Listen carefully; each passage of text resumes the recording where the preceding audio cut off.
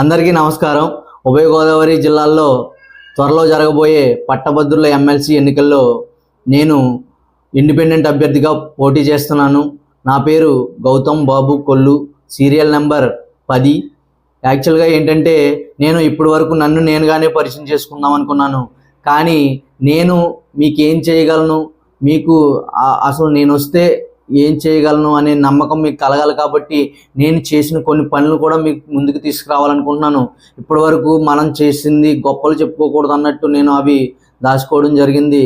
కానీ మనం ఏం చేయగలమన్న నమ్మకం ఎదుటి వాళ్ళలో కలగాలంటే మనం చేసిన పనులు కూడా చూపించాలని నేను ఈరోజు మీ ముందుకు నేను చేసిన కొన్ని కార్యక్రమాల గురించి చెప్పబోతున్నాను. అవేంటంటే, మొన్న కోల్కతాలో ట్రైనీ డాక్టర్ని రేప్ చేసినప్పుడు నేను మన గడియార స్తంభంలో అమలాపురంకి సంబంధించి ఒక పెద్ద ఫ్లెక్సీలతో నిరసన తెలియజేయడం జరిగింది.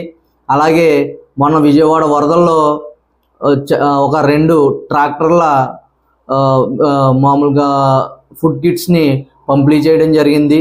అది కూడా లోపల ఎవరైతే నీటిలో చిక్కుకున్నారో వాళ్ళకి నేరుగా వెళ్ళి పంపిణీ చేయడం జరిగింది. అలాగే ఒక సోదరుడు విజయవాడ వరదల్లో ఉన్న బాధితులకు నేను ఎప్పుడైతే కార్యక్రమం చేశానో ఆ కార్యక్రమంలో నాకు కొంత సాయం చేయడం జరిగింది.